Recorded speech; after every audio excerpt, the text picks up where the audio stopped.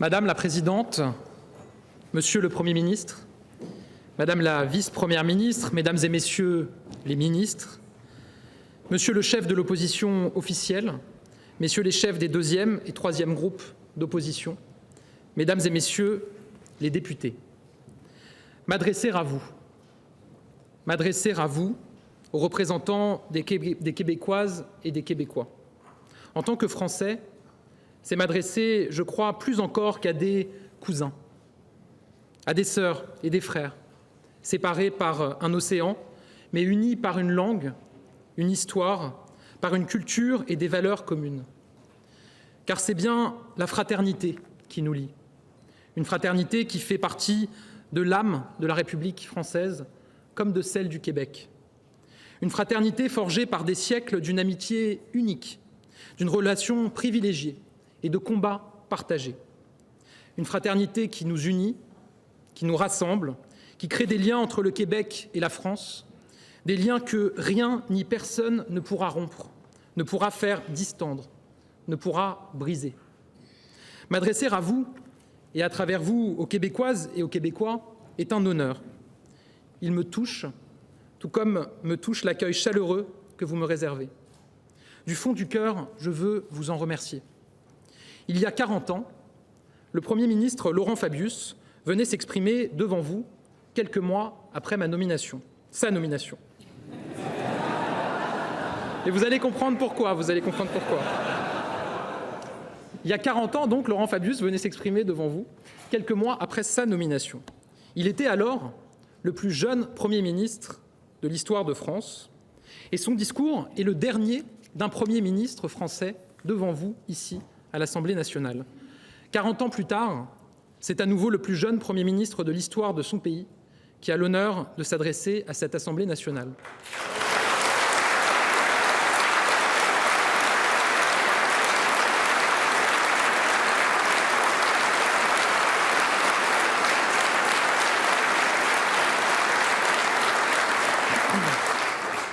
J'y vois un symbole. Toujours, notre histoire commune a été guidée par la jeunesse. Toujours, c'est elle qui a su l'animer, la pousser, la raviver. En entrant ici dans le cœur battant de la démocratie québécoise, je m'imagine, je me rappelle, je dirais même que je me souviens. Je me souviens de Jacques Cartier, cherchant la route qui mène à l'Asie, longeant les côtes de Terre-Neuve, puis la pointe de la Gaspésie. Un an plus tard, il revient, descend pour la première fois, cartographie et décrit les rivages du Saint-Laurent. Dans ses carnets de voyage, Jacques Cartier semble émerveillé, séduit, saisi, émerveillé face à la nature splendide et nouvelle qui s'offre à lui, émerveillé lors de l'ascension du Mont-Royal alors qu'il contemple un monde qui lui était inconnu et qui s'étend à perte de vue. C'était il y a 5 siècles, mais aujourd'hui encore, ceux qui ont la chance de découvrir le Québec partagent cet émerveillement entre splendeur de la nature, poids de l'histoire et force de la modernité. Le temps ensuite s'accélère. Près d'ici, Samuel de Champlain installe un premier comptoir commercial. Il fonde Québec et crée alors la Nouvelle-France comme une terre de prospérité et d'avenir. Ce temps déjà, c'est celui de la jeunesse, d'une jeunesse aventureuse qui traversait l'Atlantique pour fonder une nation nouvelle, d'une jeunesse qui s'est battue pendant la guerre de 7 ans, attachée à la France. Et puis, il y a eu la défaite, une défaite qui résonne ici, à quelques encablures des plaines d'Abraham. Une défaite synonyme de douleur et de séparation. Tel est le Québec, né sous le lys, mais ayant grandi sous la rose, pour reprendre les mots que l'on prête souvent à Eugène-Étienne Taché, l'architecte de ce Parlement. Nous aurions pu en rester là, le souvenir lointain d'une nation qui s'était aventurée le long du Saint-Laurent. Peut-être n'en avons-nous pas été loin. En s'adressant à l'Assemblée nationale française en 1977, René Lévesque avait souligné qu'après plus d'1 siècle et demi d'histoire commune, commencèrent alors 2 siècles où se construisit un fossé d'ignorance et de méconnaissance. Une éclipse de 2 siècles, une éclipse coupable, mais une éclipse qui, je le crois très profondément, jamais ne se reproduira. Pourtant, même durant cette éclipse, c'est la jeunesse qui nous a rapprochés. Ce sont ces soldats souvent très jeunes, qui ignoraient tout de ce pays d'outre-Atlantique, mais par 2 fois, qui ont pris les armes, traversé l'océan et combattu pour libérer la France.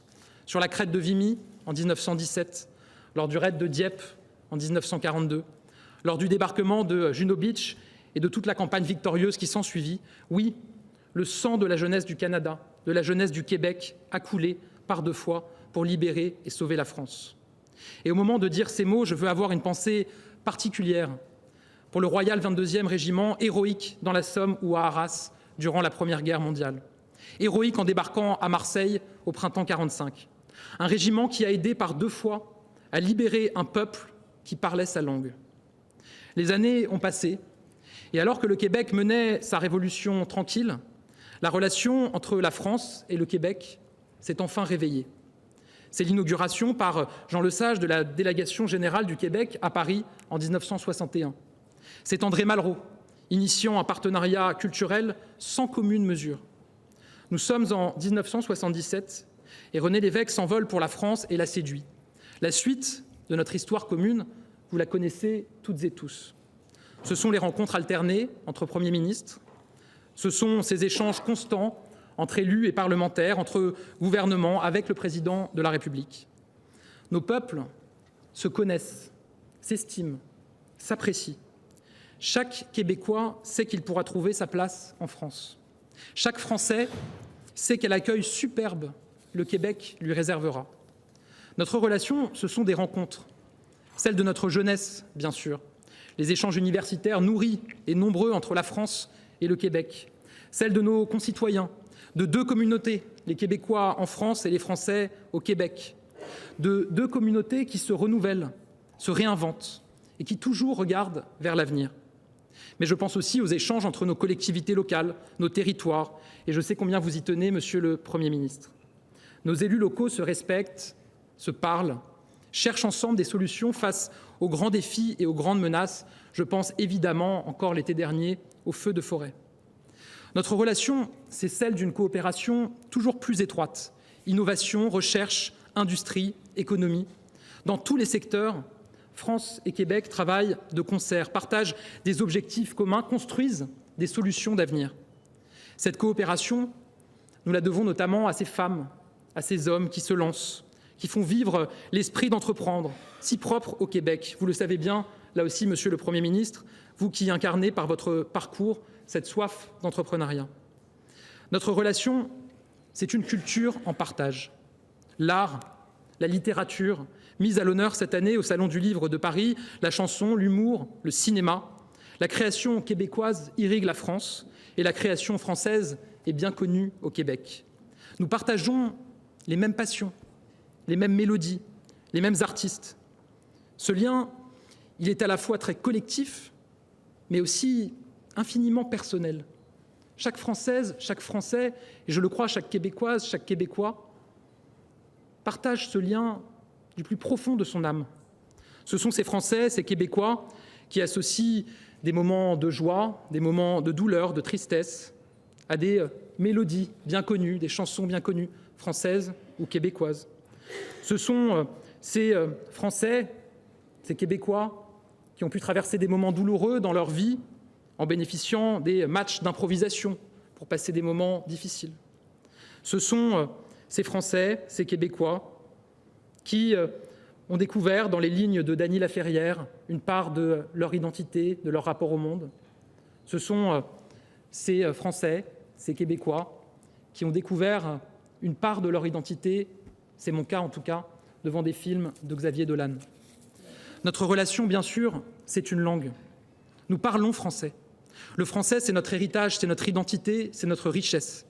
C'est notre singularité quand l'uniformité linguistique serait un affaiblissement, un appauvrissement, quand elle altérerait notre capacité à penser, à créer, à exister. Certains pensaient sans doute que le français avait vocation à disparaître de la carte de l'Amérique du Nord. Ils ne connaissaient pas les Québécois. Car le Québec...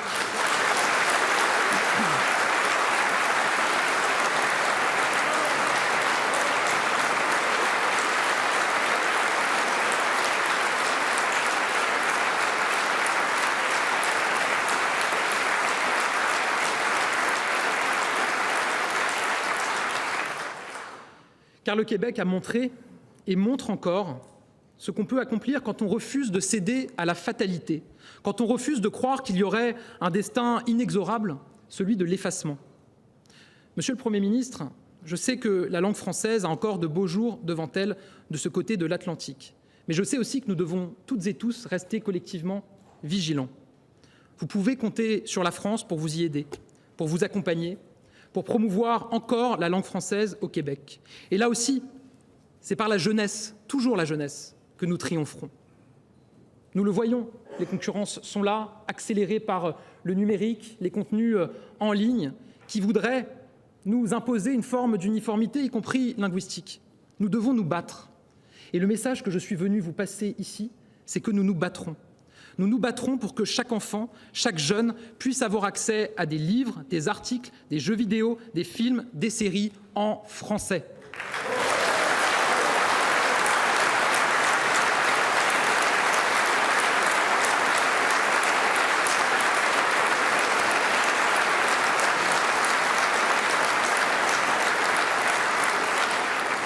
Nous nous battrons pour que les algorithmes, les plateformes, l'intelligence artificielle laissent la place qu'elle mérite aux Français.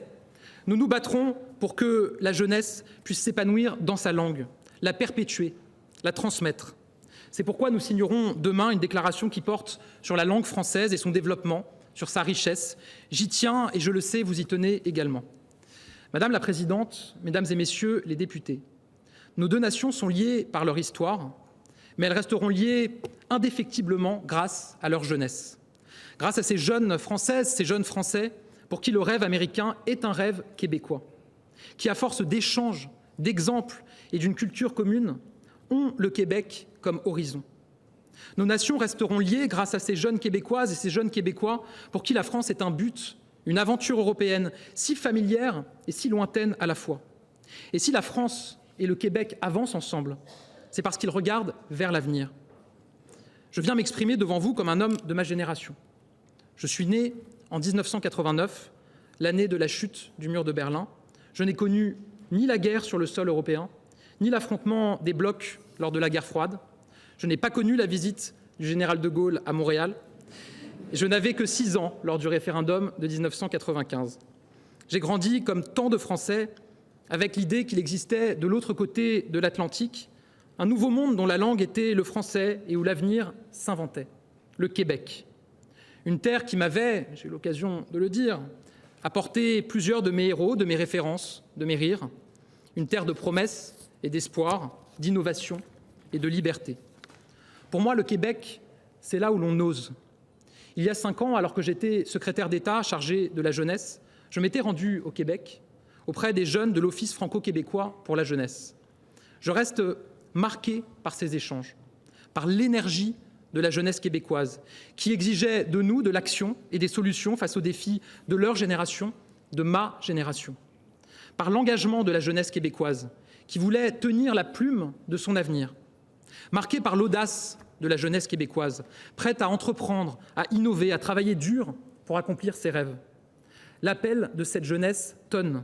Il tonne des deux côtés de l'Atlantique avec la même force et la même détermination.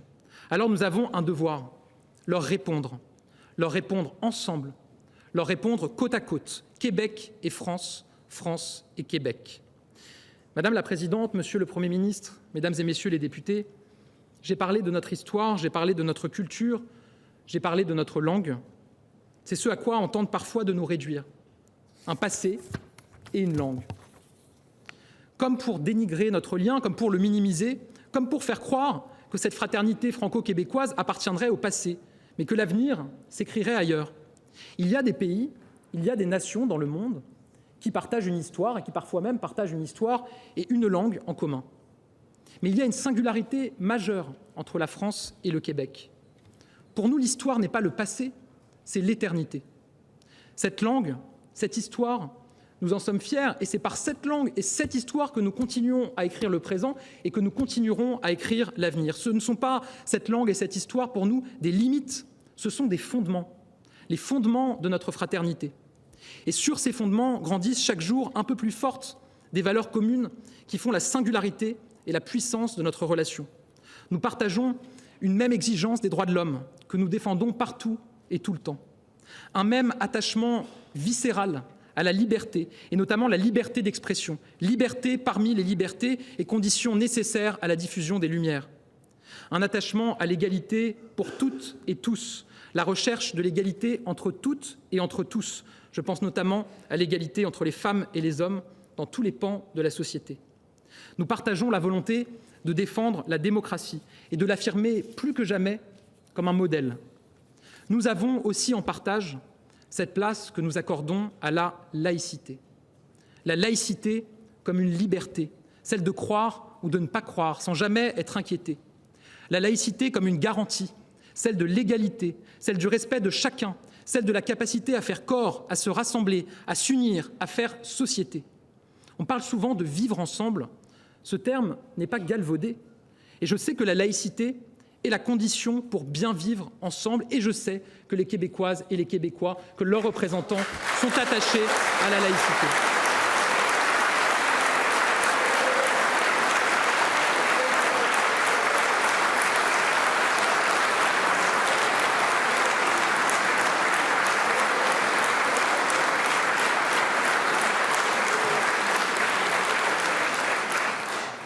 Face à ceux qui font mine de ne pas comprendre ce qu'est la laïcité, qui voudraient la détourner, faire croire qu'elle est une forme d'arme anti-religion, faire croire qu'elle est une forme de négation des religions, faire croire qu'elle est une forme de discrimination, nous répondons que la laïcité est la condition de la liberté, est la condition de l'égalité, est la condition de la fraternité.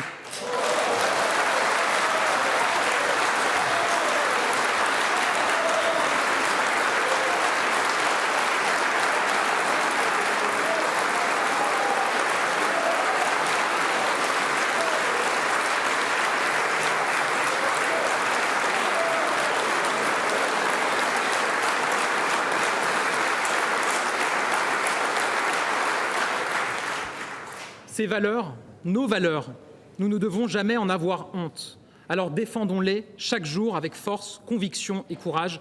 Défendons-les sans jamais céder un millimètre à ceux qui veulent les remettre en cause. Défendons-les car elles sont au cœur de notre identité. L'identité, c'est ce qui fait de vous des Québécois, de nous des Français et de chacun d'entre nous des êtres libres.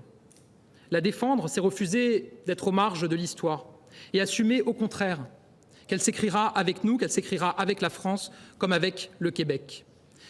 C'est affirmer nos valeurs. Et nous avons plus que jamais besoin, dans un monde qui tremble, qui sursaute et qui se transforme, nous avons plus que jamais besoin de nos valeurs. Dans un monde où la démocratie est bombardée en Ukraine, où nos droits fondamentaux et nos libertés sont menacés par les passions tristes des populistes, des extrémistes et des défaitistes, de tous ceux qui ne croient plus en notre avenir et portent la régression en étendard. Alors dire qui nous sommes, c'est ce qui nous permet et nous permettra encore demain de ne pas ployer sous les bourrasques populistes, de ne pas céder à la résignation, de ne jamais baisser la tête face à certaines pulsions destructrices de notre époque. Je vous le dis, si la géographie ne nous a pas séparés, alors rien ne le fera, parce que rien ne le pourra.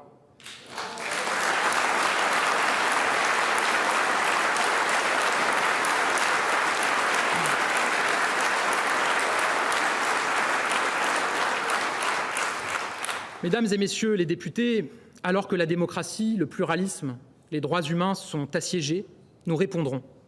Nous répondrons coup à coup. Nous répondrons à chaque fois avec plus de force et plus d'énergie. Et si nous le faisons, c'est d'abord et avant tout pour notre jeunesse, pour qu'elle puisse vivre libre, pour qu'elle puisse vivre mieux. Cette jeunesse québécoise, c'est bien à elle, à travers vous, que je suis venu m'adresser. Car c'est bien pour elle que nous allons continuer à agir. C'est bien pour elle que nous devons défendre nos valeurs et les porter haut et fort, sans honte et sans s'excuser. Pour notre jeunesse, nous avons la démocratie à protéger, la liberté à défendre, la transition écologique à réussir, la révolution numérique à mener. Alors, je vous propose aujourd'hui un nouveau pacte pour la jeunesse. Faisons de notre relation unique une réponse à ses aspirations. Quand le monde bouge, je crois qu'il faut souvent regarder le Québec, car c'est ici qu'une part de l'avenir s'invente. Car le Québec est une terre d'intuition, au développement rapide, voire insolent. Car ici, des changements majeurs ont été menés et réussis, Je pense notamment à l'autonomie énergétique que le Québec est parvenu à construire à force de volontarisme et d'ambition. Ici, on ne connaît pas les destins tracés à l'avance. Ici, on ne prend jamais « c'est pas possible » pour une réponse. Alors on se retrousse les manches, on cherche, on travaille. Cette philosophie, je la partage avec vous. Cet état d'esprit, c'est aussi le mien. Alors, je vous propose d'avancer ensemble. Le défi fondamental de ma génération, c'est la transition écologique. Pas une terre du globe n'est épargnée par le dérèglement climatique, par la hausse des températures, par la multiplication des catastrophes naturelles. La France le sait bien, elle qui a subi encore ces derniers mois les inondations comme la sécheresse, les feux de forêt comme les températures extrêmes. Vous le savez bien, vous qui avez connu les feux de forêt, les pluies diluviennes et qui venez, je crois, de traverser un hiver aux températures plus françaises que québécoises. Alors nous sommes déterminés à gagner le combat pour la planète. Nous n'avons, à vrai dire, pas le choix et nous y parviendrons ensemble. Vous avez engagé, Monsieur le Premier ministre, un plan pour une économie verte, investi des moyens majeurs pour la transition énergétique, pour la décarbonation des transports ou pour la mise en place d'une filière batterie. Autant de sujets qui font écho, de mon côté de l'Atlantique, à notre planification écologique et à France 2030, notre plan d'investissement massif pour décarboner l'industrie. Si nous agissons résolument, nos entreprises travaillent, elles aussi, tous les jours, résolument, côte à côte, pour faire avancer la transition écologique. Je pense à Air Liquide, qui, à Bécancour, gère la plus grande unité de production d'hydrogène décarboné par électrolyse du monde. Je pense à Alstom, particulièrement engagé pour accompagner la transition écologique dans les transports des Québécois. Je pense en France à des fleurons québécois, comme Boralex et Inergex, qui se développent et appuient le secteur éolien en France.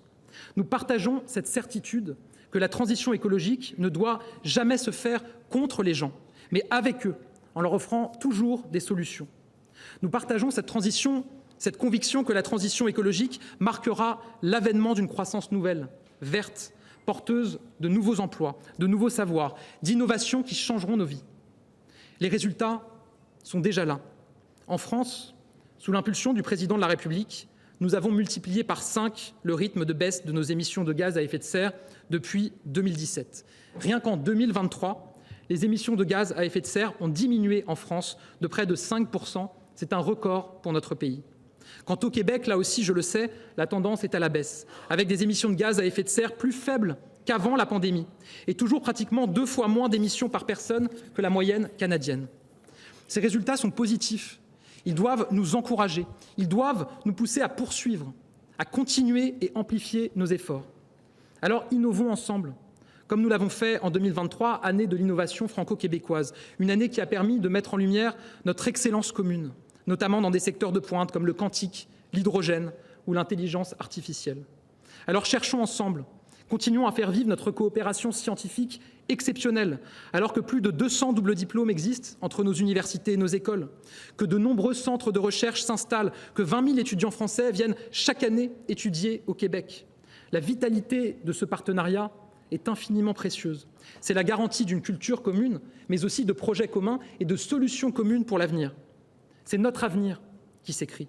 Et je veux le dire à nouveau devant les Québécoises et les Québécois qui nous regardent, les portes des universités françaises sont grandes ouvertes pour les étudiants québécois qui voudraient venir y faire leurs études. J'ai voulu insister sur la transition écologique et sur le rôle que nos deux nations entendent y mener. Mais pour nos jeunesses, nous devons nous placer à la pointe de toutes les révolutions pour leur permettre d'avoir le monde à portée de main. De la recherche fondamentale à l'industrie, de l'écologie sociale et solidaire jusqu'à la culture, nous sommes résolus, sans naïveté, à ce que nos échanges commerciaux, nos investissements puissent encore s'accroître. Nous savons que l'ensemble des acteurs économiques français et québécois s'y emploient chaque jour.